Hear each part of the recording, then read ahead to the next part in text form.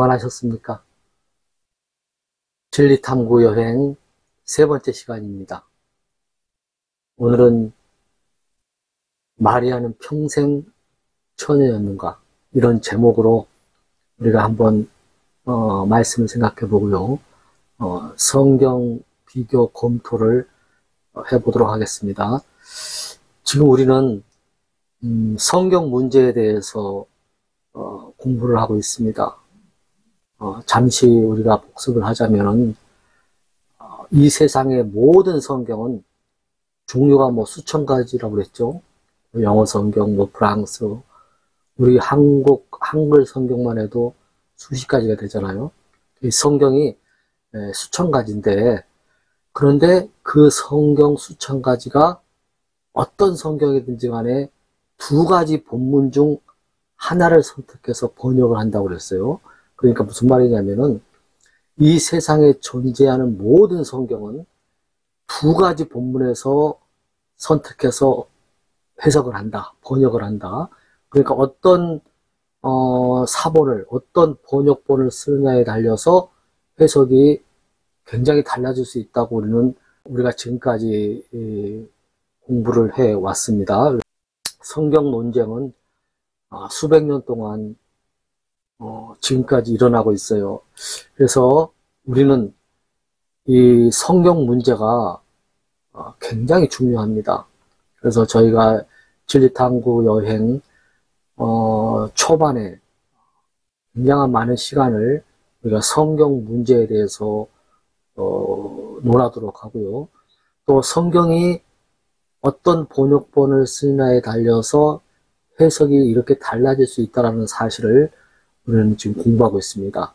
자, 그러면은 두 가지, 이 세상에 존재하는 모든 성경은 사본이, 본문이 두 가지라고 그랬는데, 하나님께서 보존해 주신 성경, 또 하나는 천주교에서 하나님께서 보존해 주신 성경을 변개하고 삭제하고 첨가했던 그런 바티칸 버전, 천주교 사본, 이 두 가지가 존재한다는 것입니다. 그래서 이 두 가지 성경을 우리가 비교 검토를 해보겠습니다. 여러분들이 지금 우리 한국에는 대부분이 거의 99.9%가 다 천주교 버전에서 번역을 해서 우리가 쓰고 있잖아요. 그러면은 천주교 버전인 이 개역 성경이 어떤 오류가 있는가 우리가 한번 점검하는 시간을 갖도록 하겠습니다. 성경이 해석적인 오류가 많이 나오면은 성경에 대한 지식, 교리 이런 부분이 완전히 달라질 수가 있어요. 심지어는 구원론까지 달라질 수가 있습니다. 앞으로 우리가 이제 공부하겠지만은 사실 이 성경 논쟁은 세계적으로 그리 오래된 일이 아닙니다. 그 NIV, 여러분 개역 성경을 번역했던 영어 성경이죠. NIV가 출간되기 전까지는 이 전 세계의 영어 성경은 킹 제임스 성경 하나였어요. 이 하나였다고 해도 과언이 아닙니다. 그러니까 무슨 말이냐면은 1611년 이후로 약 400년 동안 이 킹 제임스 성경은 전 세계 모든 크리스찬들이 유일무이한 거룩한 성경, 홀리바이블로 확고하게 자리 잡고 있었어요. 그런데 애석하게 1881년도에 그 웨스트코트와 호르트라는 이 성경 변개 온융 중 두 사람이 나타납니다. 나타나가지고 전통적인 우리 그 개신교 프로테스탄트 이 공인 본문, 영어 킹 제임스 성경을, 공인 본문을 통해서 영어 킹 제임스 성경이 번역됐잖아요. 이 두 사람이 그 로마 가톨릭 교회 사본에 근거한 영어 개역 성경을 들고 나왔어요. 그래서 그 열매가 1960년도, 70년도에 우리가 지금 그 번역한 개역 성경에 온 NIV, 그 다음에 NASB, 그 다음에 리빙 바이블 등 이 현대 역본들이 그냥 우후죽순 쏟아져 나오면서 한결같이 이 킹 제임스 성경을 공격을 했습니다.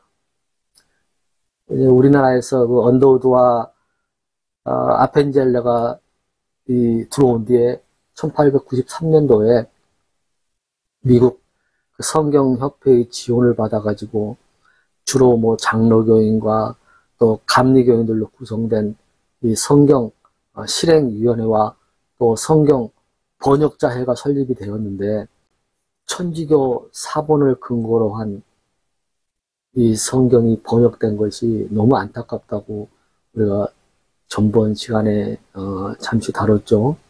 우리나라 성도들은 100년이 넘게 이 NIV를 본문 삼아 번역한 이 개역 성경을 하나님께 주신 그 유일한 성경으로 알고 우리가 지금까지 믿음 생활을 해왔잖아요. 그런데 1990년경에 성경의 본문이 두 가지라는 사실을 사본학을 통해서 알게 된 정말 귀한 우리나라의 그 사역자들로 인해서, 끊임없는 노력으로 인해서 그 영어 킹 제임스 성경을 한글로 번역했어요. 그래서 한글로 영어 킹 제임스 성경을 이 땅에 내놓게 된 거죠. 그것이 한 30년 정도밖에 안 됩니다, 지금. 저는 전번에도 말씀드렸지만 2011년도에 이 사실을 깨닫고 저는 이제 개역 성경에서 킹 제임스 성경으로 이제 바꿔서 우리 교회가 사용을 하고 있습니다. 지금 우리 한국에는요, 이 킹 제임스 성경 한글판이 보급되기가 쉽지가 않아요. 보급하기가. 왜냐면은 워낙 개역 성경의 그 신뢰도가 이 땅에 우리 그리스도인들에게 자리매김을 했잖아요. 그래서 한글 킹 제임스 성경을 알리고 보급하기란 여간 어려운 것이 아닙니다. 그런데 이렇게 진리 탐구 여행을 우리가 시작하면서 이 성경 문제를 첫 주제로 다루었고, 그래서 우리는 제가 생각할 한 10회 정도, 모르겠어요. 더 이상 갈지도 모르겠고, 그 개역 성경과 킹 제임스, 한글 킹 제임스 성경이 어떤 내용이 서로 다른지, 달라지면은 교리가 어떻게 변해지는지, 이 부분에 대해서 우리가 한번 생각을 해볼 것입니다.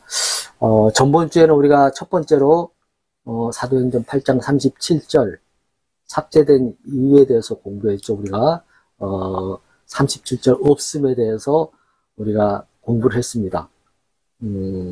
침례가 믿음의 고백이 있어야 받을 수 있다는 그 근거가 분명히 제시된 구절이 몇 절이에요? 네, 사도행전 8장 37절인데 우리 개역성경에는 왜 이것이 삭제되었는가? 우리 개역성경은 어떤 사본을 근거로 해서 번역된 거라고요? 네, 천주교 사본입니다. 바티칸 버전. 그래서 이 37절이 삭제되고 없어요. 왜? 천주교에서는 신앙 고백을 할 수 없는 그 유아들에게, 이제 망난 유아들에게 물 뿌리는 세례를 줘야 되는데 이 구절이 걸리기 때문에 의도적으로 삭제했다고 보는 겁니다. 천주교에서는 이래 망난 아이들에게, 유아들에게 물을 뿌려서 세례를 주잖아요. 근데 우리가 알다시피 세례의 조건을 분명히 사도행전 8장에 말씀합니다. 믿음의 고백이 있어야 된다는 것이죠. 그런데 이 유아들은 믿음의 고백을 할 수가 없잖아요. 그죠? 그런데 그 37절 말씀의 자기들이 생각할 때, 이 말씀이 영 달갑지가 않아요. 그래서, 삭제한 겁니다. 그래서 종교 개혁자들이, 마틴 루터나 칼빈, 이런 모든 개혁자들이 천주교의 한거에서 나왔잖아요. 그죠?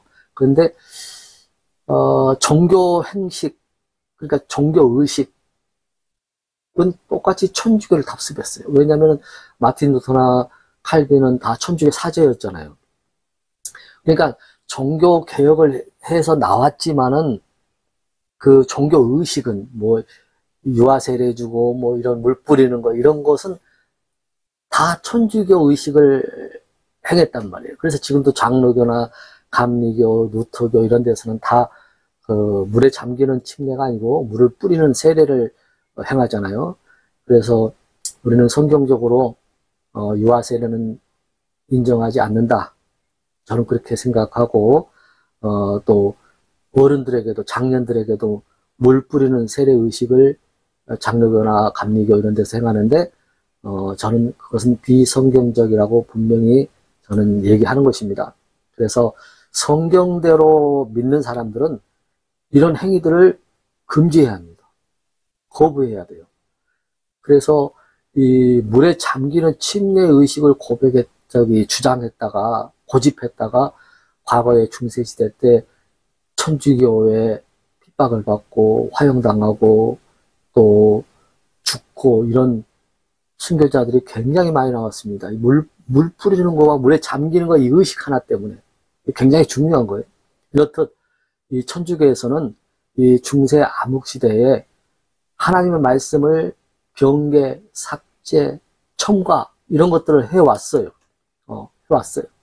그러니까 이런 본문은 소수 본문이라고 그랬죠. 천주교 사본, 바티칸 버전, 또 서방 본문이라고도 합니다.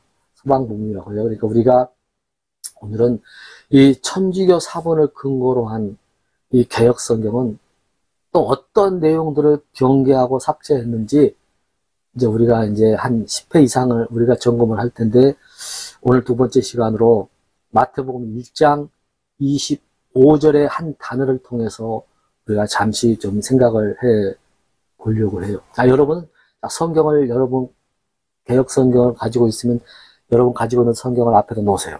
놓으시고 제가 이 화면을 띄울 테니까는 이게 지금 한쪽은 제가 하나님께서 온전히 보존한 성경이라고 주장한 킹 제임스 성경이고 한쪽은 개역 성경입니다. 이 두 내용을 지금 제가 여기다 띄워놨어요. 여러분 성경 보지 마세요. 성경만 책상에 올려놓고 자, 이 두 내용을 보세요. 어떤 것이 성경적으로 맞을 것 같아요. 한번 보세요. 자, 왼쪽 거를 보겠습니다. 그녀가 그녀의 맏아들을 낳을 때까지 그녀를 알지 아니하다가 낳음에 그의 이름을 예수라 하니라. 이런 내용이 한 성경에 있고요. 또 다른 성경은 이렇게 나와요. 아들을 낳기까지 동침치 아니하더니 낳음의 이름을 예수라 하니라. 자, 여러분들은 이 두 가지 성경이 같은 내용 같지만은 전혀 다르죠. 한 성경은 맏아들이 있고 한 성경은 아들을 낳기까지란 말이에요. 그럼 여러분을 볼 때는 어떤 성경, 어떤 말씀이 맞는 것 같아요. 한번 보세요.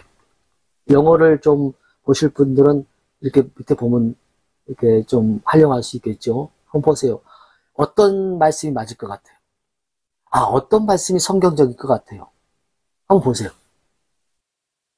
답을 한번 내보세요. 여러분들은 이 두 내용 중에 어떤 구절이 성경적으로 타당한지 한번 보세요.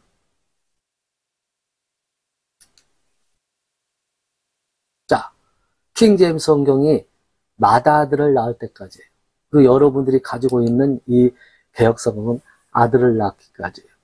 그럼 도대체 뭐가 다르단 말이냐? 완전히 다릅니다. 이 맏이라는 first born, 이 맏이라는 단어는요, 여러분 개역 성경에 의도적으로 삭제했어요. 왜냐하면 마리아가 예수님 외에 다른 자녀를 낳지 않았다고 천주교에서는 주장하고 또 천주교에서는 동정녀, 평생 처녀서를 주장하잖아요. 마리아를. 그죠? 마리아는 평생 아이를 낳지 않고 평생 동정녀로 살았다고 이 천주교는 교리로 확정 지어놨어요. AD 367년에 마리아 평생 동정녀설 교리 확정을 해놨어요. 그러니까 그 천주교 사본에서는 맏아들을 이렇게 하면 퍼스트, 맏이 들어가면은 뒤에도 아이들이 있을 거라는 생각을 할 수 있잖아요. 그러니까 천주교에서는 이 맏자를 삭제해버렸습니다. 그런데 하나님께서 보존해 주신 성경에는 이 맏, 퍼스트 본이 있어요. 근데 여러분이 가지고 있는 개역 성경에는 이 아들을 낳기까지만 돼 있지 맞자를 의도적으로 삭제해버렸어요. 그래서 마리아를 평생 동정녀설 교리 확정을 언제 했다고요? 예, AD 367년도에 그렇게 했어요. 그래서 여러분 사도의 신경을 우리가 고백하죠, 여러분. 지금 개혁성경은 맞자를 삭제해놨습니다. first born son, a son, 이건 굉장히 다른 거예요. 이 부분에 대해서 여러분들은 오늘 좀 점검을 할 필요가 있어요. 사도신경을 한번 보세요. 동정녀 마리아에게서 나시고 이렇게 나와요. 동정녀. 사실 사도신경도 사실 엄밀히 말해서는 고백에서는 안 되는 겁니다. 사실은. 왜냐하면 여러 가지 교리적으로 맞지 않는 부분이 있지만 오늘은 마리아에 대해서만 생각하기 때문에 제가 마리아만 얘기하겠습니다. 동정녀 마리아에게서 나시고 이렇게 나오잖아요. 그러니까 이 영어 본문에 보면은 이 천주교에서 이 사도신경을 만들었잖아요. 중세시대 때. 그러니까 이 버진이란 단어를 이 처녀라는 뜻 아닙니까? 그런데 그 영어 원문에는 대문자를 썼어요. 그럼 뭐예요? 평생 처녀라는 뜻입니다. 동정녀 마리아. 응? 근데 이 고백을 해서는 안 돼요, 사실은. 그러니까 그 개혁 성경에는 아들을 낳기까지 동심지 아니했다 이렇게 해놓고 마리아를 평생 처녀설 교리 확정을 시켜놓고 원래 하나님께서 주신 성경에는 아들을 낳기까지 인데 그 맞자를 빼버렸단 말이에요. 분명히 하나님께서는 맏아들이라는 내용을 넣어놨는데 여러분 영어 사도신경을 보면요 이 동정녀가 여러분 아까도 얘기했죠. 이 버진이라는 단어가 소문자로 써져야 처녀거든요. 그런데 대문자로 썼단 말이에요. Born of the Virgin Mary. 그러니까 마리아를 평생 처녀.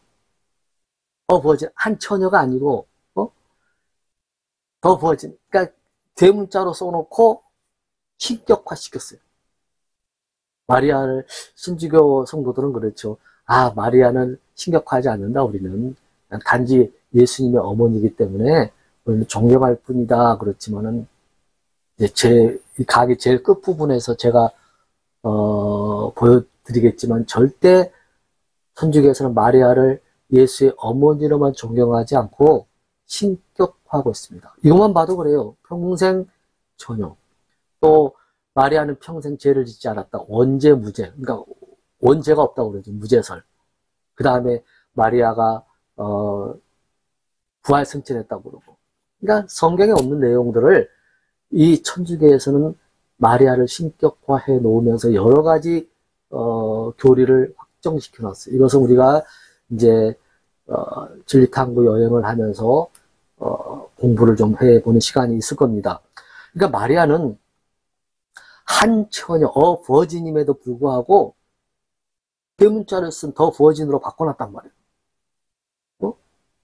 그러니까 하나님의 어머니로 지켜 세워서 신격화시킨 가톨릭 교회의 심각한 오류입니다. 왜 처녀 마리아라 고백하지 않고 동정녀 마리아라고 고백하는가? 그 교리가 그렇다니까요. 원래 굳이 저는 그래요. 저희 교회는 사도신경 고백을 하지 않지만은 굳이 사도신경을 고백하려면은 뒷부분 교리적인 부분이 많지만은 이 마리아만 얘기하자면은 처녀 마리아에게 나시고 이렇게 고백을 해야 돼요. 동정녀 마리아가 고백하면 안 돼요. 사실은 이 부분에 대해서 여러분 좀 이해가 하시려나 모르겠지만은 여러분이 수십 년 동안 고백해왔던 이 사도신경 사실 냉정하게 따지면 이 사도신경은 세계적으로 사도신경을 고백하는 나라가 없습니다.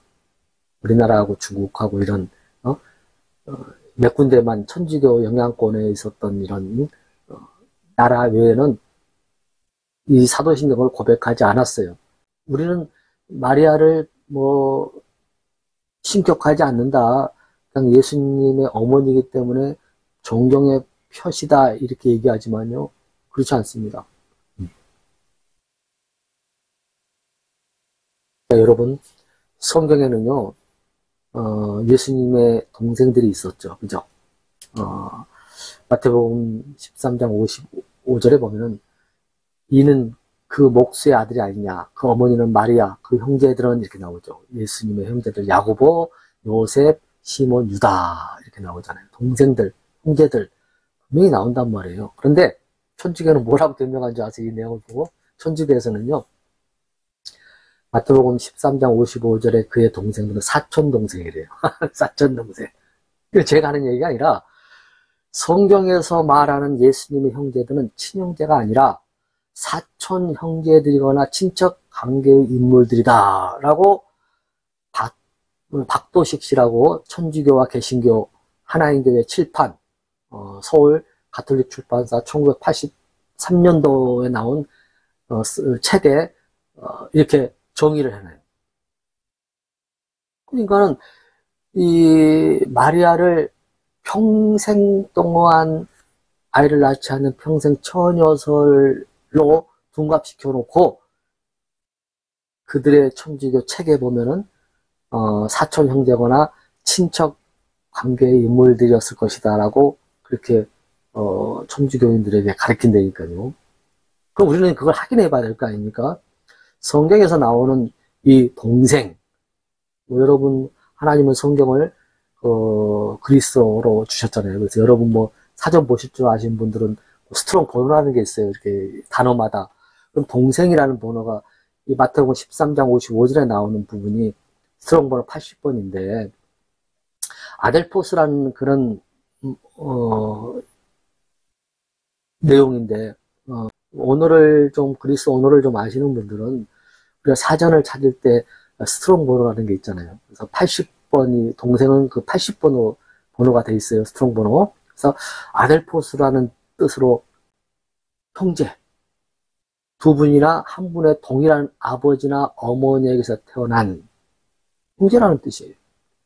여러분 맏아들과 아들을 낳기까지 이 한 단어가 맞자 하나인데 교리가 완전히 뒤바뀌는 겁니다. 성경이 이상하게 해석되어져 버리는 거예요. 평생 처녀가 될 수 있고 또 한 처녀가 될 수도 있다는 얘기죠. 그래서 성경 1.1억이라는 것이 얼마나 중요한 것입니까? 그래서 바울은 디모데에게 이 성경 공부와 연구성에 대해서 굉장히 강조를 했어요. 디모데후서에 보면은 2장 15절에 여러분 개역 성경에는 너는 진리의 말씀을 옳게 분별하여 그랬죠. 부끄러울 것이 없는 일꾼으로 인정된 자로 자신을 하나님 앞에 드릴 힘쓰라 이렇게 번역이 되었는데요. 킹 제임스 성경에 이렇게 나와요. 너는 진리의 말씀을 바르게 나누라고 그랬어요. 바울의 직업이 뭐였죠? 텐트 짜는 직업이었죠. 그러니까 텐트를 만들려면은 자로 딱 정확하게 이렇게 나누잖아요. 나눠서 제목하고 그러잖아요. 그러니까 바울은 자기의 그 직업을 통해서 하나님의 말씀을 바르게 나누라는 거예요. 그래서 부끄러울 것이 없는 일꾼으로 나타내도록 연구하라는 거, 스터디하라. 말씀을 바르게 나누는 것은 너무너무 중요합니다. 시대, 수신자, 이 내용은 누구에게 주는 내용인지, 전번째 우리가 봤지만 갈치, 돼지고기, 지금 시대에 우리는 잘 먹지요. 그런데 어떤 시대는 그것을 먹지 못하는 하나님께서 금지했던 식품으로 분류해 놨단 말이에요. 그러니까 이런 것들을 잘 나눠야 된단 말이에요. 성경 해석을. 성경 해석을. 이제 앞으로 공부하겠지만 마태복음 10장에 보면요. 예수님께서 제자들에게 처음에 파송하는데 너는 이방인의 길로 가지 마라. 사마리아의 길로도 가지 말고 오직 유대 땅에 이 땅 이스라엘에 잃어버린 양들에게만 가라 그랬어요. 왜 그랬을까요? 지금 이스라엘 사람들에게만 복음 전파하면 되겠습니까? 근데 예수님께서 그때 마태복음 10장 상황에는 그 말씀이 유대인에게만 적용되고 유대인에게만 하늘의 왕국, 하늘의 왕국에 대해서도 우리가 공부하겠지만은 유대인에게만 가서 하늘의 왕국 복음을 전하라고 했단 말이에요. 근데 지금 유대인에게만 전하면 되겠습니까? 근데 예수님께서 십자가에 못 박혀 죽으시고 부활하시고 다시 이 땅에 계시면서 승천하시면서 말씀이 또 달라요. 이스라엘에게만 가서 전하라고 그랬던 내용이 너희는 온 천하에 다니면서 만민에게 복음을 전파하라고 바뀌죠.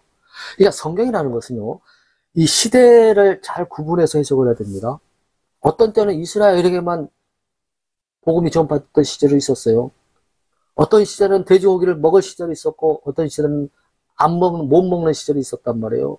또 어떤 시대에는 복음이 이스라엘에게만 전해졌고, 어떤 시대에는 온 천하에게 복음을 전하는 시대가 있단 말이에요. 이런 것들을 잘 정리해야 돼요. 마태복음 28장에 보면 너희는 온 천하에 다니면서 만민에게 복음을 전파하라고 합니다.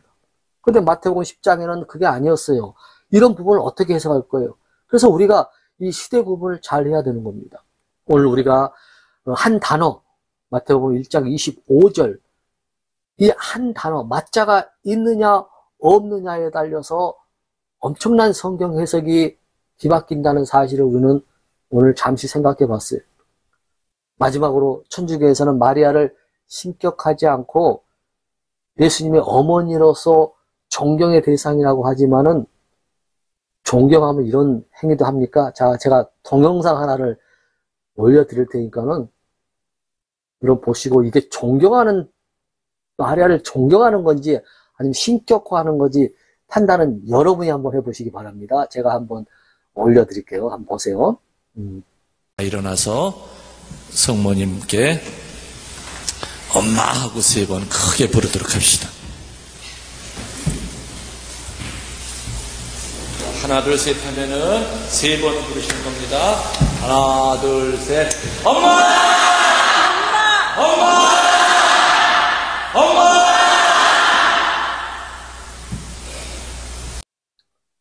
여러분, 사람을 존경하면 엄마 삼창을 듭니까? 존경하는 사람을 대상으로 하는 행동입니까? 신격화하는 거잖아요. 우리가 주여 삼창하듯이. 참, 이런 내용을 보고도, 이렇게 행동을 하면서도 천주교인들은 그냥 존경 안 됩니다. 그런데 그 내막을 깊이 들어가면 교리로 확정되었죠. 아까도 말씀드렸지만, 마리아는 온죄가 없대요. 제가 하는 얘기가 아니라 천주교의 교리에 그렇게 나와요. 또 마리아가 부활 승천했대요. 여러분, 성경에 없는 얘기를 꺼내면요, 천사라 할지라도 다 저주받을 행동들입니다. 갈라디아서 1장에 보면 그러잖아요. 하늘에서 내려온 천사라 할지라도 하나님께서 전한 복음을 전하지 않으면은 다 저주의 대상인 거예요. 오늘 여러분, 이 한 단어가 굉장히 중요하다. 여러분, 성경 1.1핵이라는 것이 얼마나 중요한가. 우리가 이 부분에 대해서 앞으로 수차 공부를 할 겁니다. 성경 문제는 너무 예민해요. 여러분들이 받아들이기가 사실 쉽지가 않습니다. 그러나 오늘 우리가 진리탐구 여행을 우리가 여행하면서 이런 부분들을 하나하나 점검해 보도록 하겠습니다.